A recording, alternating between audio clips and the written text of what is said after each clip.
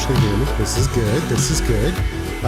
Yeah, hey, it's almost Friday. It's been a little bit of a wild week. I know we had September 11th just yesterday. So there's, a lot of chat around the internet about that. And yeah, we had the presidential debates this week, which look, whatever, I don't really care. But I'm telling you right now, I did not watch it because I just knew it was, yeah, I knew it was going to be a mess, and I didn't need to be in on that. So if you watched it, then you need to continue watching this, because I guarantee this will not be as bad. It's just terrible, man. Yeah, I should turn that off because you can't see it right now anyway. So yeah, it's been an interesting week. I haven't got as much done as I wanted to, but that's kind of, par for the course, isn't it? It's funny because all the rest of my stuff says that I did get the title updated, but Restream, which is my streaming service that goes out to everything, is like, nope, you're still on the last one, dude. No, I'm not. So whatever. Anyhow, let's pop over here real quick and let's see. There we go. Got questions or comments? Drop them in the chat wherever you're watching at. I can pop up the chat box here, and chat's ready to display messages. So if you got a real estate question, or, something else you want to talk about, as long as it's cool, man. Yeah, hop in and we'll talk about it in chat. So, and it doesn't matter what platform you're watching on. Apparently, I need to upgrade to X Premium to stream on X anymore, so I don't really know. But yeah, we should be live. Let's see. Nope. Rumble failed. That one's always weird because, I have to go in and set it up every time. Just, I want to love it, but it sure makes it difficult. But yeah, we're also streaming live on, let's see, that's Twitch, LinkedIn, YouTube, and Facebook. So wherever you're watching at, you can drop a comment and it'll come up here and we can discuss it. So with that being said, I'm going to pop into, let's see, where am I? I'm out of practice. That's where I am. But it's not a bad thing. It just takes a little getting used to. Hey, there we go. See, there's my YouTube thing. Not that you can see it all that well there, but you kind of can. Anyhow, I had a glorious time this past week chatting with, here we go. Let's go back over here for a second. First thing in here is my wife. How much equity do I have in my house? Baby, we're good. Yeah. We're doing just fine. Okay, LOL, not really. Yeah, no, we're sitting we could pay for the kids' college education, no problem with the equity in the house. Problem is, if we actually bothered to do that right now, then yeah, we're going to have a higher interest rate and higher payments and all that kind of stuff. So, do we really want to mess with our 3.25% interest rate? I don't think so, baby. So anyhow, yeah, we got that going on. Oh, she's back with us. Nope, we're going to come back. There we go. She says, how can I buy my house in NOLA, New Orleans? It should be on sale right now because they just had that hurricane blow through. I tell you, it has been a week. So anyhow, we're talking, she really wants to buy at least one, if not several, investment properties over in New Orleans because the price point's attractive and hey, it's New Orleans, right?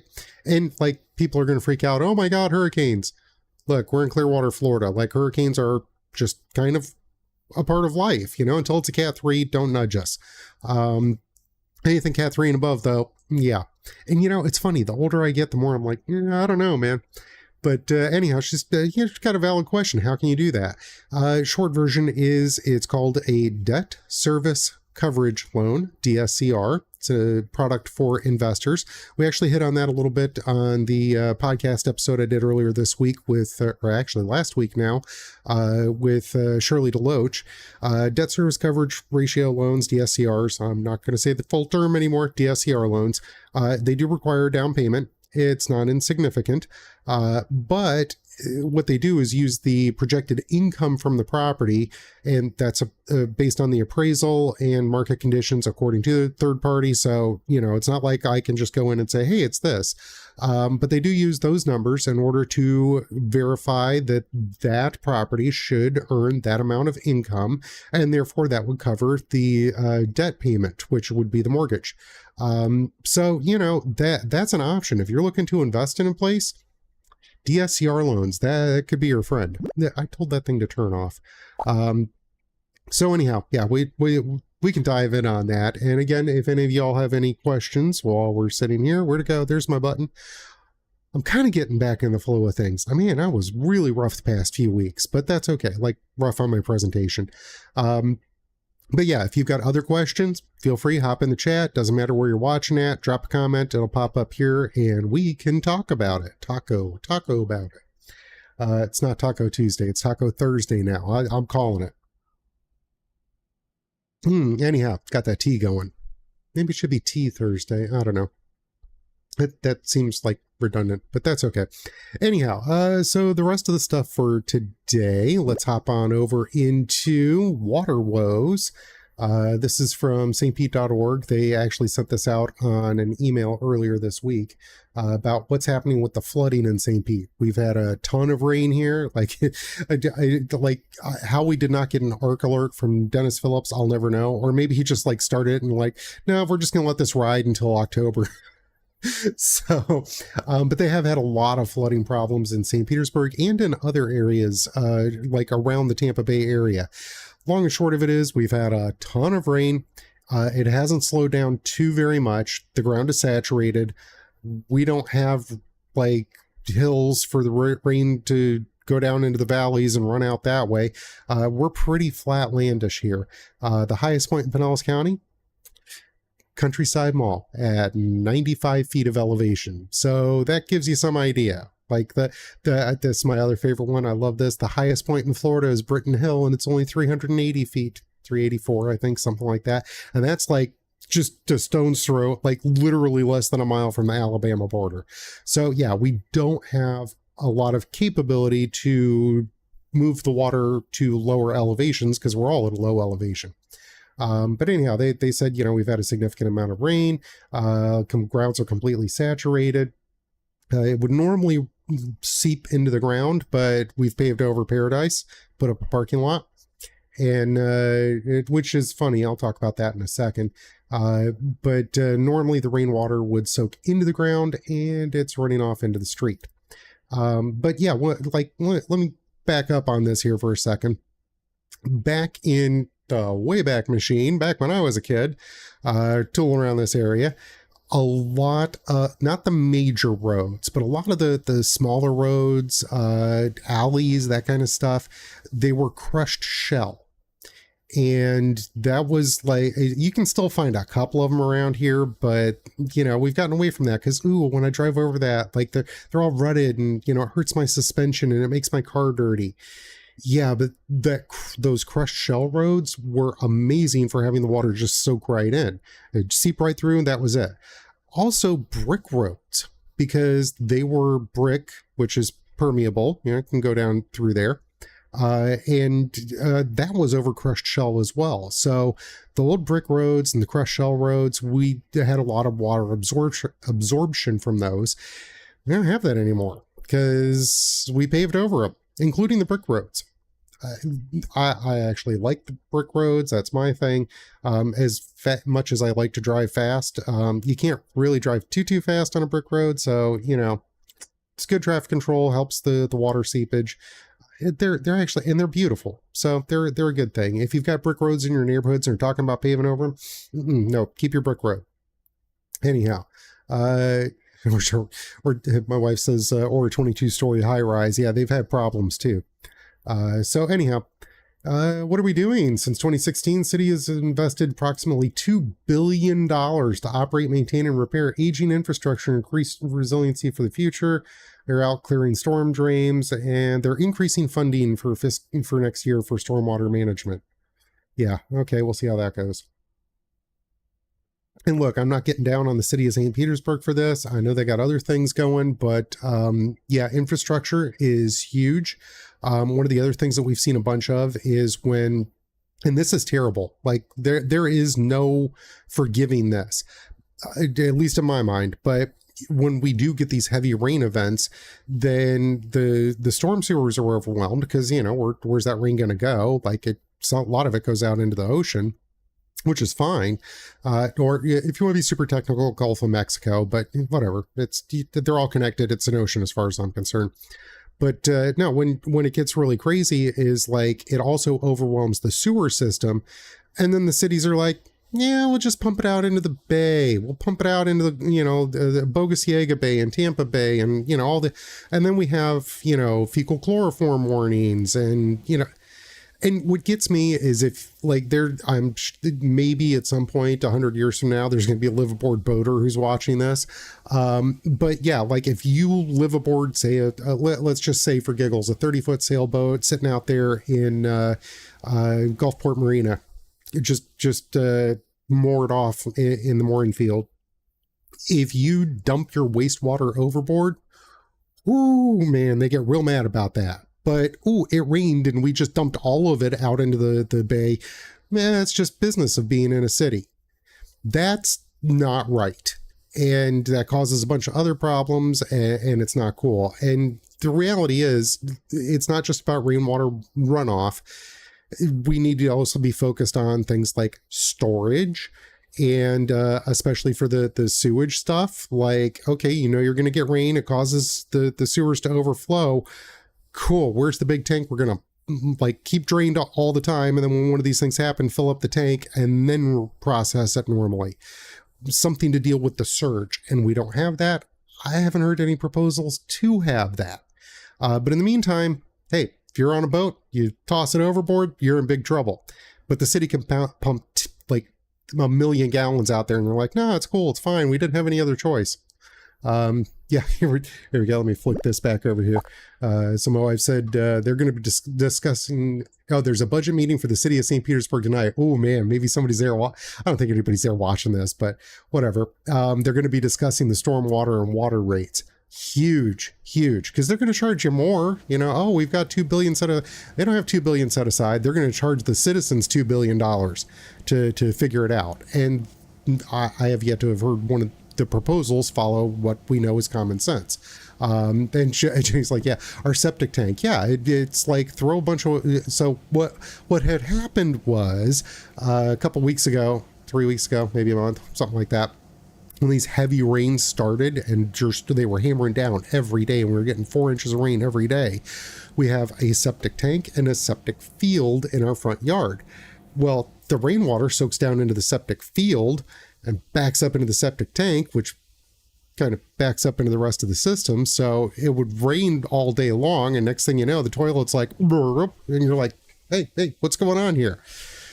So the septic guy was nice enough to come out and clear it all out. And even though we had just had it pumped, we had so much rain, and I'm talking like a week after we had it pumped, there was so much rain, the toilet gurgled again. And I'm like, like, how do you get away with it? So I understand these are legitimate problems that are very worthy of attention and further study and hopefully some good action. But yeah, I mean, like I've dealt with it secondhand because I pay a guy. I ain't getting in the septic system. But it's a thing. Like these are considerations. And if you are looking to buy a property in Pinellas County, there aren't, like, I know the city of St. Petersburg made it illegal 100 years ago. They made it illegal to have a septic system, but we're still in Pinellas County. We're in unincorporated Pinellas County here. But yeah, you can still find septic systems around this area. So it's a consideration if you're buying a house that find out, is it on sewage? Is it on septic? And if, whichever one it is, what's your plan to deal with it if it rains too much? If you're on city sewer, maybe it's okay, but maybe it's not. And like they have huge problems too. And it's all about what problems are you willing to deal with? Because in our case, hey, septic dude, come out, pump it. We're good. The city messes up, they'll get to you when they get to you. So anyhow, that's my little rant on that. So let's keep cruising here. More rain is in the forecast. Do not drive your vehicle through flooded streets. Yeah. City of St. Petersburg can get sandbags depending on what's going on. They always advertise it. But if you really want to do it, check out stpete.org/sandbags to see when they have those available. If you're in a sandbag worthy kind of scenario, it ain't gonna hurt you to go pick some up every time they offer them and keep them in a nice quiet corner on your property. So if you need them, they're there, they're available. You don't have to go with everybody else to go get them. Just, if you got them next to your shed, go pick them up from the shed, put them in front of your door. Sandbags don't, I mean, the bags might go bad after a while, but the sand doesn't. So, you can buy some empty bags and double up on them, whatever you need to do. So, and oh yeah, here's a good one. Good point, Pookie. There we go. You can't unflood a house.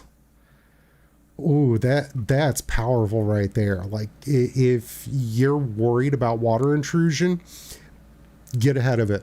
Get your sandbags. There's big plastic water barrier things, which I had to find out what those are called. But they're basically tubes that you pump water into that act like a big sandbag. And then when all the rain stops and the water recedes, you pop the cork on that and let it drain out into your yard, and Bob's your uncle, unless you get a septic system.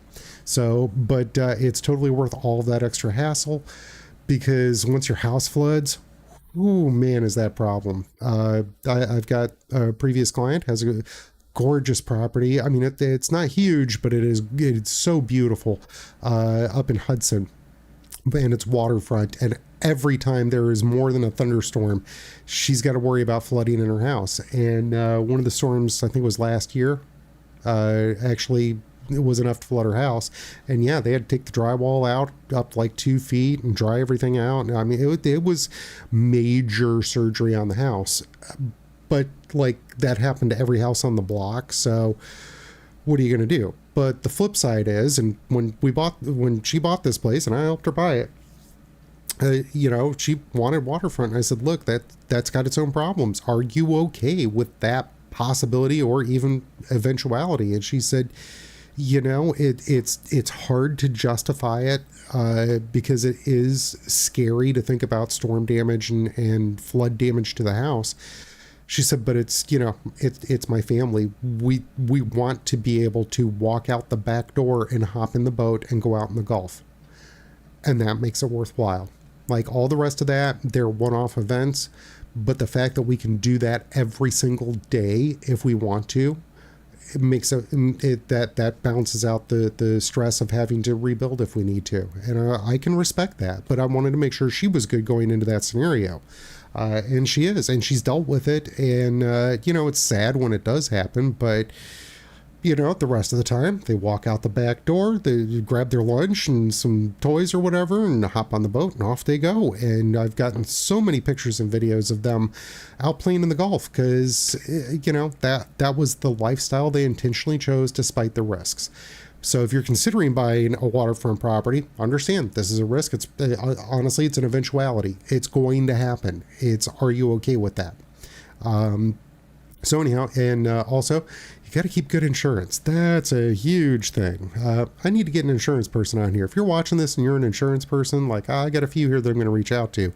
But yeah, you want to be on the podcast? Let's hook it up, get you on the podcast. Anyhow, back over to this real quick. That's enough of St. Pete talking about how they're going to fix the flooding. Let's go over to how to avoid election-related scams.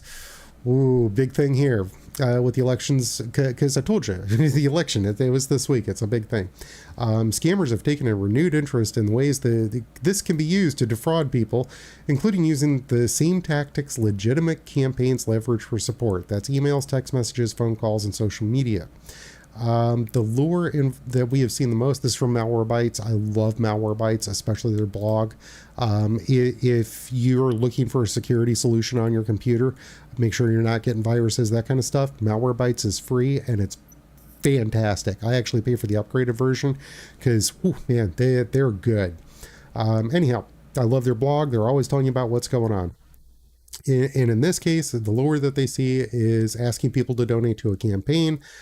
Doesn't matter how it gets to you, that money isn't going to any of those candidates. And you'll see a random phone number, text message, who you're voting for. There's a link, and you click on that to donate, and boom, you just sent your banking info to somebody who you really don't want your money or your information going to. If those campaigns, they said they might be doing a phishing where they're trying to get your personal information, and phishing is PHISHER. They're also using fake surveys, pretending to be a volunteer, and they'll ask you for your personal information directly or get on your nerves by engaging in discussions about controversial subjects. Which, in this day and age, I mean, I remember civilized discourse. That doesn't happen much anymore. So yeah, all they got to do is hit the right button, get you, and all of a sudden they've got enough information to get your information and get some money from you. Another is voter registration scams, where they pose as an election official and ask you to update your voter registration or tell you can register to vote over the phone. Reminder, here's how you can securely register to vote. Yeah. The best thing you can do is Google Pinellas County voting. And yeah, here, you know what? While I'm sitting right here, Pinellas County voting. Pinellas County Supervisor of Elections, Julie Marcus, register to vote or update your registration. See how easy that is? Look, just because somebody is saying, you know, hey, let me help you do that, does not mean you need their help to do that.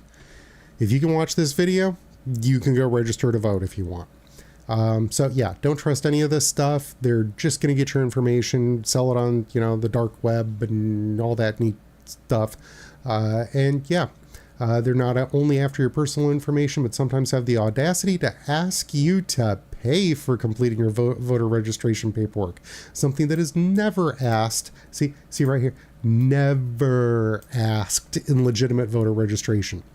So same thing goes with fake emails. If they have attachments, if they've got links in the email, a lot of times they're like, oh, you got to do it this week so it'll help your candidate. No, you don't need, like, no, don't be in a rush. Like I said, I just showed you how to do it and click. Whatever they're trying to get you to rush to do, it doesn't help you. Check sender's email address if it is what you're expecting. Like, you know, when you do register to vote, if you set up like through the legitimate site and you set up your email as a contact, then yeah, you'll be able to see it. But if it looks hokey, it probably is. Donate safely. If you decide to find the official site of your favorite candidate and follow the instructions there. Don't trust anybody sending you a random text, email, any of that stuff. Yeah. Hey, here we go. Ignore text messages. This is an easy one. Just ignore them. Doesn't matter who's texting you. And I'm going to tell you, I get at least half a dozen junk texts. Well, I shouldn't say a half dozen. It is calmed down. I get about 2 to 3 junk texts a day. And I'm like, I don't care. Like, you know, oh, my boss, nope, I don't care. Your boss wants me to help them buy a house. No, that's junk. That's spam. Bye. I don't care. You know, there's plenty of these scams. So you just ignore the text messages. Or if you're like me, you send back either a funny or offensive GIF or meme. I'm real good about that. Avoid robocalls. Look, if you're not saved in my phone book, I actually had somebody that I had met twice at 2 different events. She called me today from her personal cell phone to try and catch up, get some info going. I didn't recognize her number and I didn't answer it. I'm like, I don't know who you are. She left a message and I called her back, but it was still like, no, you're not calling me. Same thing, reports robocall. They really need to make that a lot easier, but I am on all the do not call lists. I recommend you get on them. There are hefty fines for companies. So, and I've reported a few, hey, I'm on the do not call list. Quit calling me about stuff. Well, but that's okay. Send you right off to Federal Trade Commission, state of Florida. Enjoy your, I think it's 10,000 at the state level and 15,000 at the federal level, something like that. So enjoy your 25 grand of fines. Do not engage in any conversation or respond to any prompts in order to minimize the risk of fraud. Even the small snippet of your voice being recorded can be used in scams. Yeah, but I still live stream, so good luck with that. If you have an iPhone, Malwarebytes can intercept robocalls by installing their app. I would recommend that. Malwarebytes is safe. I love Malwarebytes. Don't give away personal information filling in surveys. Consider your payment method, even if you are donating to a political campaign online. There are numerous ways to make sure that your donation not only ends up in the right place, but that you're doing it from a payment method that gives you more protection. Credit cards are, they say here, credit cards are better than debit cards because they offer more protection. There are other ways to do this where, like, some banks now, there's also some completely legit apps. I'm not recommending anything off, just telling you this exists, that will generate a one-time credit card number to be used on a purchase. And they're completely legit. They work exactly how they expect. But if somebody else grabs that number in the middle, it doesn't actually exist. And you can use that from your normal credit card. So that gives you a couple of layers of security there. Also monitor your accounts. And yeah, so that covers that one. And let's see, we talked about the flooding. Yeah, we're going to talk about water systems here. This is a big one coming up on September 23rd, which is less than 2 weeks away. This is a big one.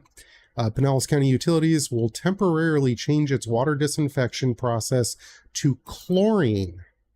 Monday, sorry, let me highlight that correctly. Monday, September 23rd through Saturday, October 12th. Drinking water may smell or taste slightly different. Shouldn't be any impact to water pressure or service. It's switching from chloramine to chlorine. So they're kind of basically just flushing the system with chlorine.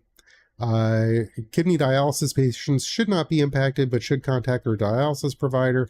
Fish owners should not be affected if they already have a system to remove chloramines, but should contact local pet suppliers with any questions. They're saying otherwise the water's safe. Look, if you have pets, talk to your vet now and say, is this okay for my dog, my cat, my fish, my bird to drink water that's got chlorine in it according to the city? Because, we got chloramine. Are they going to be okay switching to chlorine? I love my dog dearly. And yeah, like if I have to go to the grocery store and buy her water so she's safe for 2 weeks, I'm going to do that because I love my dog. So anyhow, let's go back over to, this one's from Bigger Pockets, America's top tech hubs and real estate growth that it's driving. I love this stuff. I try not to use Bigger Pockets as a reference, but sometimes they got some really good stuff. I don't want to steal their thunder. I'm here to help promote them. If you're not familiar with Bigger Pockets, they are a real estate investors website. Great to connect with people, find out about real estate investing associations, all that good stuff. And yes, Spooky, that means that Dory Mae needs her filtered water, so which means we're going to get it out of the fridge. That dog is so spoiled, but she's worth it. Anyhow, back to, this is about top tech hubs and the real estate growth. Of course, Sacramento, California, Ogden, Utah, Dallas, Texas, rally have seen relatively high technology over a 1 to 5 year period. Redfin publishes some of this stuff. Relationship between home price and employment. Hey, look, who's on this list? Tampa, Florida, office employment. Price growth most correlated with is office employment, and the correlation is 0.95%, so pretty high. Stronger relationship. Yeah. Top 10 cities with the highest tech job growth. Blah, blah, blah, blah, blah, blah. Sarasota, Bradenton, 5.6%. Tampa, St. Pete, Clearwater, 3%, something like that. We're doing okay. We're not as hot as, oh God, Tulsa is just, horrible. Midland, Texas, it's pretty big. El Paso, Stockton, Sacramento, those areas. So, there's clearly some big gains and some big losses.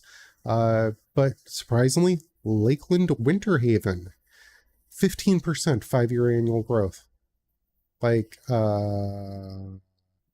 Yeah, let's run through the other happy blue ones. No.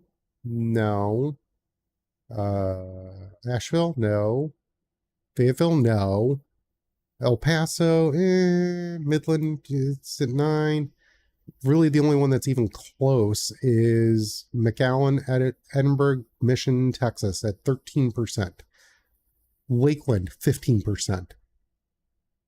If you're looking to set something up for the tech industry, Lakeland, Winter Haven is the hot spot right now. and it's better than any place else in the country. What's that tell you? Let's go Stockton. Yeah, we're crushing Stockton. So yeah, Florida wins again. 1 year tech job growth. It's not so good in Lakeland, Winter Haven, but in 5 year it looks good. Rochester, Minnesota. Sorry, I ain't going to Minnesota. Like, I'm not that techie, but yeah, it's not worth going to Minnesota. Nothing is worth going to Minnesota. My buddy Glenn's up there, and I'm like, dude, no. So, but hey, look, Daytona Beach, looking pretty good for that. Palm Bay, Titusville, 11%, looking pretty good. A lot of that SpaceX, not a bad thing. El Paso still rocking. If you're into the SpaceX thing, which, in this area, it's kind of like rooting for the home team, the Bucks or something. Yeah, there's some great stuff going on out there. And I actually, I've gotten in on the live feed on that. I'll have, yeah. Well, my wife says Winter Haven is cute, but Minnesota's too cold. I'm trying to remember what's now I'm going to have to look it up. What's Uncle Wendell's brand there? Something Echo.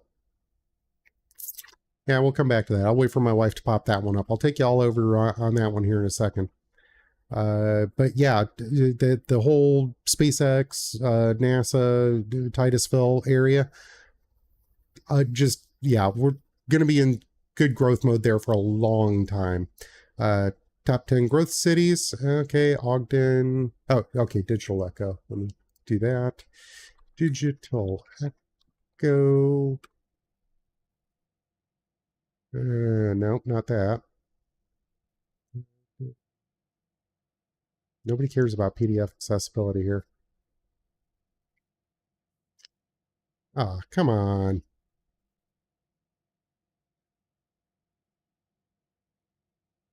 Nope, that's not it. Pookie, see if you can find it. Post it up here for me. We'll come back. Okay, so anyhow, let's go back over to this 5-year compounded annual growth. Yeah, Utah. It's Utah. Sacramento. Look, I was stationed out in Sacramento. I love that area, but it is still in California. Nope. Still, growth rate's pretty good. Palm Bay, Melbourne, Titusville. Yeah, that's still rocking. So, hey, SpaceX. Also Tallahassee, Florida. And look, right behind that, Tampa, St. Petersburg, Clearwater. Top 10 markets with the most recent tech job growth. Yeah, we've made every single list so far. Or at least someplace nearby. Top 10 cities with the highest STEM job growth. Oh, look at that. Lakeland, Winter Haven, 9.7. Like, we're still there. We're still doing really good. Lakeland, Florida. It may have also had a 1-year decline in STEM jobs. Whatever. Top 10 markets with the most recent STEM job growth. Sacramento, Ogden, El Paso. Look, there you go. Titusville, Ormond Beach, Deltona. Yeah, the SpaceX. Thank you. So, yeah. We are on the hot markets. Like Florida has historically been hot, but we're still hot. And not just temperature wise. Like, this is good stuff if you're looking to invest in the area, you're more of a tech person, you want to have fewer worries about hurricanes damaging your property. Lakeland, Winter Haven, like that's gangbusters right there. You can talk tech, you can talk STEM. It's too far to commute to go over to Titusville, but that's also an awesome area. Like for potential for investing in growth, you can even do tourism. If you want to be focused on that sort of thing, it was visual Echo. If you want to be more on the, hey, let's go take a look at the rocket launches, you can base vacations around that. Yeah, Titusville. There we go. Visual Echo. No, not Irina. Here we go. YouTube channel. Visual Echo via cinematography. The visual echo via cinematography. We know these guys. Happens to be my father-in-law and his brother, uncle-in-law, Uncle Wendell, and David, who I'm surprised he's not on here right now. But yeah, they've also got their website, and they live stream the launches, which is pretty cool. Here's Uncle Wendell. He's big into drones too, so he and I get on like peas and carrots. Like we're tech nerds. It's great. But yeah, if you want to watch the here you go. Yeah, they've got some great stuff with the different rocket launches. But if you want to go see it in person, or if you want to make money off of people who want to go see it in person, you can buy an investment property over there, and you can go watch these launches live, or sell it to other people to go watch these launches live. So we've got some really good stuff going on here. It's not just, the retirement capital of the US. Look, we still have retirees, but we're still going good with STEM and tech and the rest of the stuff. And arguably, I would say we're at least as good as California. Just don't let them know that. So let's go on to the next one here. SMS scammers use toll fees as a lure. I talked about this one in a previous episode, but long story short, they're sending text messages. Hey, you blew through a toll. You owe us $12.51 to avoid a late fee. Go here and click and pay up. Yeah, this happens way more than you think. I've actually gotten this text. No, you ain't getting nothing through a text. That should be your rule. If you got, older parents or younger kids or whatever, the answer is always no when it comes through a text message or an email. Go to the service provider's website and make sure. But yeah, in this case, they're saying, hey, there you go, validate. Here's your phone number. Here's your date of birth. Put in your payment information, and boom, guess what? They just opened a credit card in your name and went on a buying spree. So check phone number or text message that it comes from. Basically just make sure things are legit.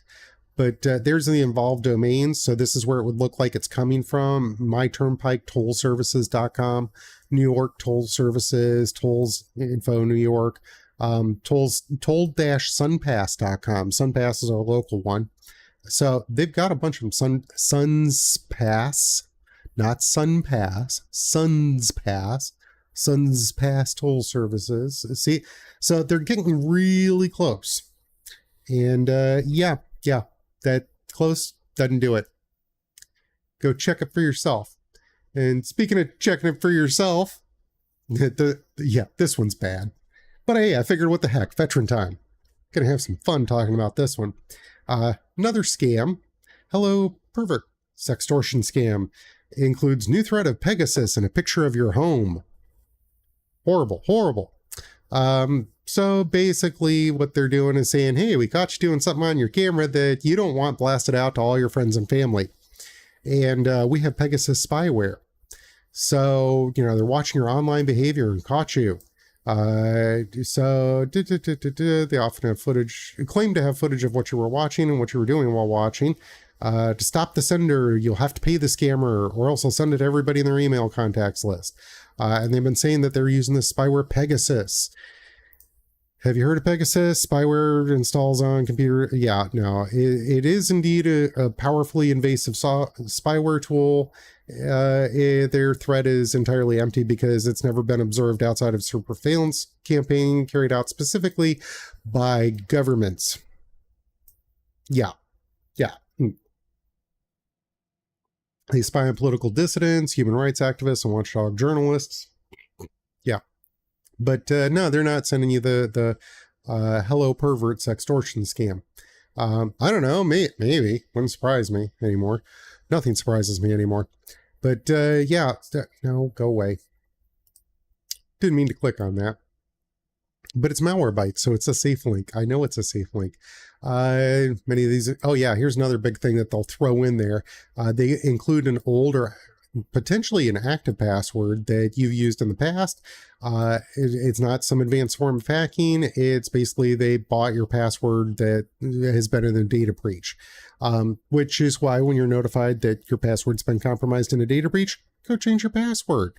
And if you get this and hey, there's a password that I still use, go change that password. It's been part of a data breach. Anyhow, and then they also throw in, because when they get your data, they can also get a physical address that was associated with that data, may or may not be current. With that knowledge, they'll send you a picture of your neighborhood or whatever, and you can grab a picture from Google Maps and be like, here's a picture of your house.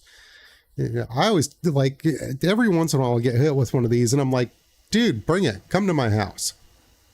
It's not going to end well for you, but please come to my house and tell me how much you're going to demand that I owe you money. Please. That'll be fun. Does anybody else know you're here? Yeah, I'm bad. Demonstrate this by finding such a scammer, use an old PO box address, or is visiting more convenient way to contact you if you don't take action. Nice location, by the way. Yeah, it is more convenient. Please come to my house. Yeah, that's not going to end well. Something else I love about Florida. And by that, I mean, we have gators. Yeah, swamp puppies. How to recognize these. And look, if you haven't figured it out by now, if you see something like this, they often look as if they came from your own email address. They'll claim to have footage of you, blah, blah, blah, or some spyware, know your password. Yeah, how to react. First and foremost, don't click on nothing. Don't click on nothing. Don't reply either. If it included a password, make sure you're not using it anymore. If you are, change it as soon as possible. If you have trouble organizing your password, have a look at a password manager. These things are invaluable, especially nowadays when, you have to have alien DNA to be able to, it doesn't qualify for a password unless you have it from a gray alien. Really? Yeah, password managers make that process a lot simpler. Like with one example that I know of, you have a master password and that one's way easier to remember, and the rest of them can be randomly generated and it'll tell you what you, oh, hey, I'm trying to log in here. Cool. Here's your crazy wild 50 character long mixed up password. Cool. It takes care of it for you. Really helpful. Do not open, big one here. Do not open unsolicited attachments. Don't do it. Especially when the sender is suspicious or even your own. We see this a lot in real estate. Hey, somebody sent you this closing statement. Okay, wait a minute. Wait, back up. Who are you? Where did this come from? Is this a deal I'm involved in? And I'm going to just call the title company to make sure that that's legit. Easy.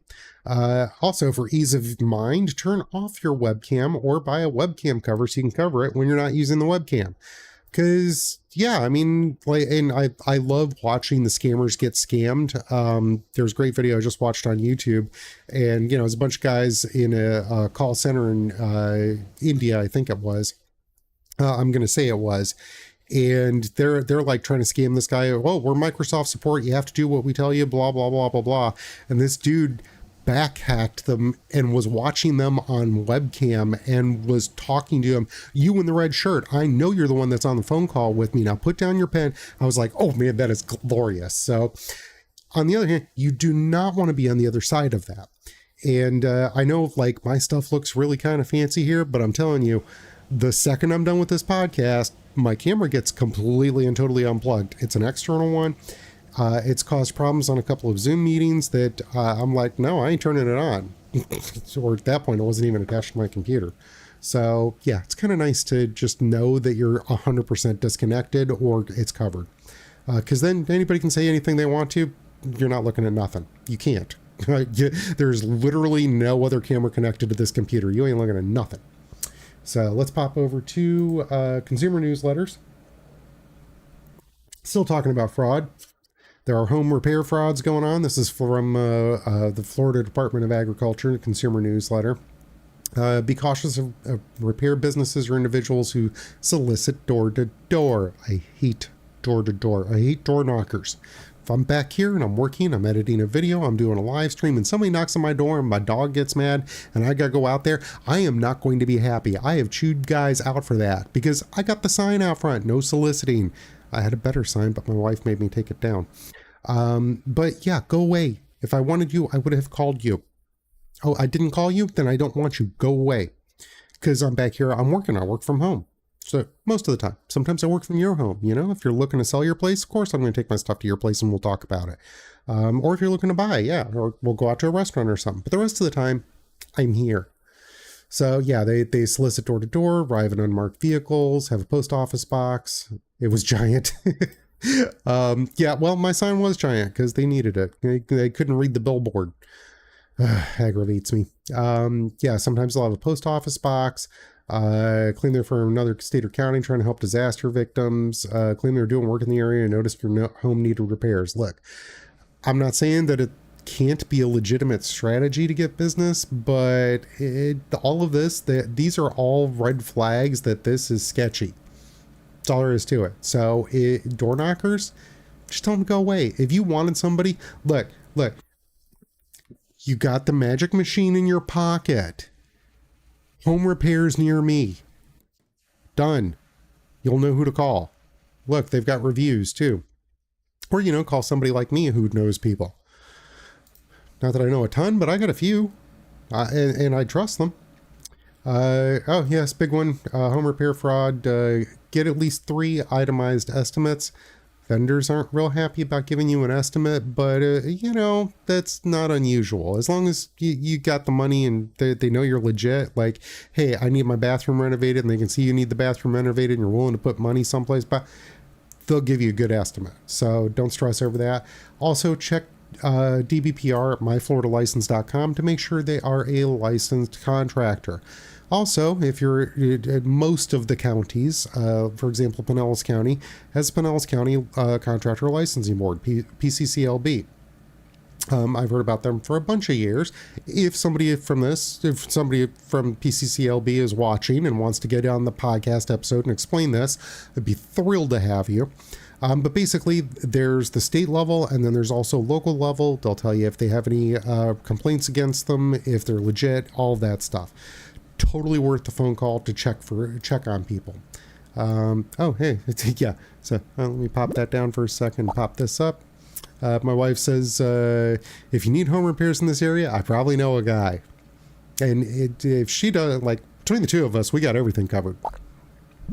So let's pop back over here real quick. Ask contractors justify their bids by listing work and materials that are included. Yeah, we'll renovate your bathroom. Yeah, for you know, 20 grand. Cool. What's that include? Just our labor. Really? Where are you getting the materials from? Like, you know, I'm not saying that you need to nickel and dime them on every point. That's not cool either. But they need to be able to show you what they're doing and how much it's going to cost you. Period. And I'm all about it. Like fair, like they deserve fair pay for a fair day's work. I'm totally good with that. Everybody deserves to make money. They got a family to feed too, or even if they don't, they got bills. But sometimes they're not actually legit, and yeah. The more I deal with this, the more I'm like, no, why would you ever think that person was legit? Protect yourself from liens on your home. Make sure your contract states that the contractor will obtain notarized written releases of lien from all subcontractors and suppliers before you will pay each payment. So I don't, you know, I'm not 100% sure on this. I actually have 2 different contacts from title companies, 3. And this would be a really good question for one of them. If one of y'all is watching, that Megan or Chloe or Kareem, look, tell me, can I use title companies to escrow my money to pay contractors? Because if so, there's a nice little side hustle for you. Basically what that would do is, hey, I'm paying 20 grand for a bathroom renovation. I'm going to put 20 grand in over at an escrow holding company like a title company. And then these are the terms and conditions that you need to meet in order to get a payment release. And it doesn't have to be the full 20 grand. You can say, you know, hey, when you finish the demo, you're going to get 2 grand, and then, you know, schedule it out. And that way you've got a third party that can go, yes, that was done. All right, cool. Release that. Bob's your uncle. That's way better than just stroking a check on day one, which people still do. You shouldn't. There are better ways to do these things. Car buying add-ons add up. I'm going to skip over that. Shopping online for back to school. Yeah. Pay with credit card if you can. Look, credit cards are phenomenal. Oh, my wife said for the contractors. There we go. Also ask about their insurance certificate and verify it. So they've got a certificate of liability insurance out there that says, it's that they've got insurance through whatever company it is. And here's their insurance broker. Call that insurance broker. Google the number, call the insurance broker. Does Joe Schmuckatelli's Plumbing have an insurance certificate through your broker? And they'll go, yes, they do. Here, we can send you a copy of their certificate of liability insurance. And you go, cool. It's totally a worthwhile thing. This is a big one. You're going to see this over and over and over again. It is an absolutely brilliant way to conduct your affairs throughout life. Pay by a credit card if you can. Credit cards have more protection than debit cards. You can call and have things charged back. You can freeze it. Like, you've got so many options. Debit card, your money's gone. Too bad. So sad. Know who you're buying from. Like, personal recommendations are huge. Keep receipts, account for shipping delays. All that stuff's good. Keep scammers and hackers at bay. Use a strong password and enable two-factor authentication on sensitive accounts like your email or financial accounts. Most all of those have set up 2FA now, like as a standard. Like even Facebook has 2FA now. So like, because that's on everybody's thing, but yeah, 2FA is huge. And basically that's, hey, you're going to log in, but we're also going to send you an authentication code that you have to, by text to your phone, and you have to give that to us. So there's a bunch of different ways to do that, though. Keep all your software up to date. Your wireless network, protect your net, replace the default Wi-Fi network password and router admin password with a strong password. Strong password does not mean that you don't know what it is, that you have to write it down on a sticky note and put it on the fridge. Strong password is something different than what the default is that only you and your people know. Mine is pretty easy when you understand it, and that's not a bad thing, but it's a heck of a lot more secure than what the default is, because a lot of people do leave it on default. But what you get is it's a man-in-the-middle attack. They'll go, oh, you're on Netgear 3902. Hey, look here. Well, we're going to set up another Wi-Fi router that's Netgear 3092, and yeah, you'll connect to that one. Yeah, hey, cool. Now they've got like anything that you transmit, they get to receive, and they can still serve you whatever web pages you're looking for or whatever, but they're getting all of your info in the middle. So that's a big thing, and you can even do that on mobile. Yeah, that's a thing you got to watch out for. Create a backup copy of your information. That way you can recover it if your drive ever gets infected, hacked, stolen, or lost. Back up your data to the cloud or to an... Oof, that was bad. Escape. No, I didn't need Google Chrome help. Humbly. But yes, you can get an external hard drive. There we go. Little thing. This one's, I think, 1 terabyte. USB, plug it in, download your latest stuff. House catches on fire, grab this, run out the door, grab the dog. That's all you need. It's not hard. Keep your sensitive info and the stuff you cannot easily replace. That's old family photos, that kind of stuff. Yeah, it's okay to have it on your computer. It's okay to have it on the cloud, but having it on an external hard drive, priceless peace of mind. So let's go. I got 2 more. Running out of time here. Now, my goal is to hit an hour. I'm doing great. And I'm shocked. My wife's still on here. This is great. Also for Malwarebytes, hundreds of online stores hacked in new campaign. See, there's always a theme here, right? Risk of fraud, digital skimmers, and snippets of code have been injected into online stores. They can steal your credit card number, expiration date as you type it in. Malwarebytes recently detected a new malware campaign targeting a number of online stores running Magneto, a very popular e-commerce platform. Due to the compromises looking similar, we believe threat actors using the same vulnerability to plant their malicious code. So yeah, technical details, unless you're like super geeky, you don't need to know this. But basically, each online store is injected with one seemingly harmless line of code, a simple script tag loading the content from a remote website. So this is basically they put one little bit of code in there that says go pull this image from a different website. That is not unusual. It's in HTML terms, it's called hot linking. How would I know that? But yeah, they use this pattern and they just throw that in there, and oh look, that's not actually that website, it's going someplace else and grabbing a script. That's a problem. Remotely loaded JavaScript. This one you got to be really good to understand, but oh yeah, look at that, it's going to where it shouldn't go. And like even if you are a hardcore geek, unless you have a reason, you're not looking at this side of websites. It's perfectly fine. Like you're not going to understand. That's fine. You don't need to. Huge blob of JavaScript.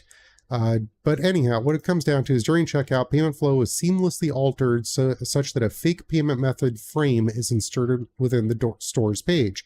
So that code is showing make your payment here, but it's not actually for that website. And that's huge. Mitigations, due to how they blend into a website, unless you're inspecting network traffic or debugging a checkout page with developer tools, you can't be sure that a store has not been compromised. When you enter your credit card number, this is when it has a chance. Just a few days of Malwarebytes reported over 1,100 blocks. Yeah, that's kind of scary. So, Malwarebytes antivirus and its browser extension can both detect and block this.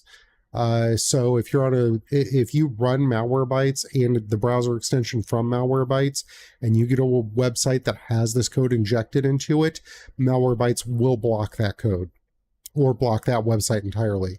So they keep you safe that way. But yeah, that's a really scary one. Like you go on to, Joe's Beef Jerky Emporium and you order something and your payment went through, and then the next day you get hit for $1,000 for something else. That's how that happens. And lastly, live stream. Fake funeral live stream scams target grieving users on Facebook. Look, I've done some sketchy things in my life, but yeah. Yeah, this is just downright terrible. Some scammers have the morals of an alley cat. Some sink even lower. Scammers active on Facebook that are preying on bereaved people by using stolen images and fake funeral live stream links to steal money or credit card details. Like, first of all, who comes up with this? And secondly, how do they live through it? That's all I'm saying. Swamp puppies. It's gators for those of you who are not locals. These scammers are becoming more active. When some scheme works, more lowlifes join in. Two different approaches. One uses a fake live stream links of the funeral. It asks people to follow a link where they can watch the funeral service and share the link with friends and family. The other asks for donations on behalf of the family or of the deceased. Now look, family member, you got people all over the place. Look, if you called me and said, hey, can you live stream this for our family so people, in Michigan can watch? Yeah, I'll do it. But we're going to have this discussion ahead of time that I will send them a link and they're not to click on anything else ever. And they better call me to make sure that's the link I sent them. You should be aware there are several variations of this. Funeral service live. Donate here. Oh, yeah. Yeah.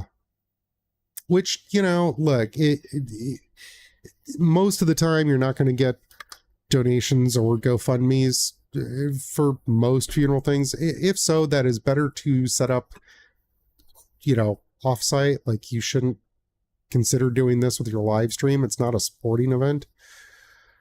Anyhow, domain in the comment links is not unique. Malwarebytes blocks at least 4 domains. So Malwarebytes is on top of this, and they try and block as much of this as they can. But yeah, look at that example. Funeral live memories, watch the live stream online. no, no charge on your card verification. So like you need a credit card to be able to log in to watch this. Oh yeah, I love that they included 100% verified online TV. Verified by them. All three buttons lead to the same phishing site, and Malwarebytes blocks that one too. Look, I am not promoting Malwarebytes. I don't get money for this. I just like, this is why I use them and love them. And really, like, if you've got family members who are potentially vulnerable to this kind of stuff, like, I tell my mom about this all the time. She's sharp as a tack, but she also knows, like, this is not her generation's strong point. Digital safety is a whole different world than what she grew up with, and I understand that. So I try and make her aware, hey, these are things to watch out for. If you get a random text message by somebody, don't answer it. Oh, they'll be mad. I don't care. Let them be mad. They want to be mad, have them call me. I'll send them a cape. They can be super mad. And, you know, fortunately, she's gotten good with this. She's actually on top of it, and she shows her friends how to avoid this kind of stuff. So yeah, like, yeah, there you go. This is what it looks like. Watch your favorite movies, membership activation. Oh, look, it's secure and encrypted. Yeah. So they do this to show you what it looks like, so you don't have to see it for yourself. Credit card details needed. Oh, that was just a misspell on their side. Why do they need my credit card details for a free service? Look, there are legitimate services that still require a credit card for their service, even if it is free. I don't like those things. I try and avoid them. And if I see that, okay, hey, free, we'll just charge your credit card in 2 months. No, you won't. You ain't get my credit card. Not today, for sure. Your membership, all our content for £2 or €2, unless you decide to switch to premium at the end of, yeah, no. See, that happens on so many different sites, even though the legit big companies will do this. And that's why I'm like, no, don't fall for this, because just because Adobe does this and thinks they can get away with it, then, Disney does it and thinks they can get away with it, then Joe Schmuckatelli doesn't look so random for doing that. It's terrible, terrible, man. Did you spot the tiny pre-checked line at the bottom of the left-hand pane? Pre-checked. I consent and accept the conditions of the membership when like a secondary membership. 2x recurring payments every 14 days. Current rate €64. Cancel anytime. Ouch. Ouch. So what is that €128 every 14 days? So that's €256 per month. Ugh. Yeah, there you go. The small print. Yep. BBC warned that these cyber criminals sometimes respond to a posted memorial message within minutes. Uncle Joe died. Boom, they're already creating this stuff. Using a fake profile, including photograph, personal details of the dead person in their post. You posted up Uncle Joe died, they're going to go find Uncle Joe real quick, grab all the stuff they can, and make a fake profile and post about a live stream. They're good at making these Facebook posts look real. They often copy and paste real photographs. And I've seen that with other people where they're just basically duplicating their profile, and it's obviously fake. They're fake. Don't fall for the fake stuff. Protect yourself and others. National Association of Funeral Directors says you shouldn't have to pay to view a funeral live stream, and official links will be provided via the funeral director to the bereaved family. There you go. If it doesn't come from the funeral director, no, don't do it. Associated domains, again, all of these Malwarebytes, if you're using it or their browser block, they'll block it. So that's another reason I love Malwarebytes. Anyhow, let's see here. Chat box. I'm going to pop back over here real quick. My wife says, hey, neighbor. So unless y'all have some other real estate related questions, I think I'm about to call it for the night. I've actually nailed my at least an hour. I'm pretty happy about that. And I don't know, I think we kind of had fun. If y'all want to be, if you know anybody who would be a good podcast guest, like this past week, we had Shirley DeLoach from U.S. Mortgage Corporation. She was wonderful. We had a great time. I did have a couple of technical difficulties, but yeah, I'm trying to get that sorted before I bring my next guest on. But if you want to be a guest and you want to shoot the yeah, proverbial brown stuff back and forth, and have a good time doing it. And, maybe talk some real estate, talk some shop. Tell me about your hobbies, Hey, boo, how you do? Oh, God, that's a dated reference. But, yeah, I tell you, yeah, it's about time for me to get out of here because I am getting tired. But yeah, if you know anybody, Todd's watching. Oh, that's awesome. Hey, Todd, how you doing, dude? Todd is my neighbor across the street. He's a Navy vet. I'll forgive him. I actually like Todd. Dude, by the way, I've got the copy of the book for you. It's sitting in my front living room right now. Zen and the Art of Motorcycle Maintenance. Must read for any guy over 25 or 30 who's kind of going through that section of life where you're going, really? Love Zen and the Art of Motorcycle Maintenance. Got my copy out of storage for you, dude. It is here and waiting. And my wife says, let's pop this back up. It helps if I go back to the right screen. That'll display it. Joanne Geltman, I'm not even going to try and say your middle name. Are you interested in talking about paint? I love talking about different aspects for home ownership stuff. I don't know if it's interior paint or exterior paint, but that we joke that it's like watching paint dry, but paint does make a big difference in your world. So Joanne, if you want to hop on, be a guest, not tonight, but someday in the future, love to have you on. And we'll have a good time talking about some of this stuff. I don't know if it's interior or exterior. I don't care what it is. Paint is, and everybody's like, oh man, it's paint. No, paint's cool. Paint does more than just color your walls. And it can actually save you a bunch of money if you do it the right way. So yeah, that I think that would be a good topic. So Pookie, if you want to hook up Joanne and invite her on, happy to have you. All right, so I'm going to turn that off. And oh yeah, that's right. I was on a different screen. Let me go back over here and go here. Can I make this work from here? We're going to try. Yes, it does show. If you want to follow me over on YouTube, please subscribe. It's Zach Kidd Agent. So you can catch the live streams or any of the other awesome content that I put out. I've been slacking a little bit, but I'm getting back to it. It's good. It's good. I dig this. It's fun. Anyhow, thank you all for tuning in. I really appreciate any support. Going live, I know it's honestly, it's kind of scary. Like, if y'all have never done a live broadcasts are horribly scary. I had a buddy of mine do it this week. It was his first YouTube live, and I'm like, dude, you got this. It's scary the first couple of times, and the first time it's like super painful.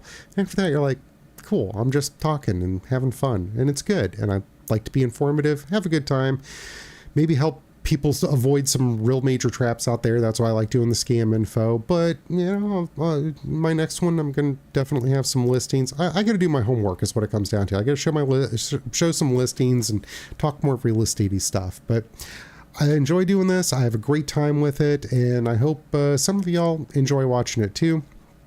That's it for me. Let's see if I can get out of here. Where's my... I gotta find the right button. Gets so old. Let's try that.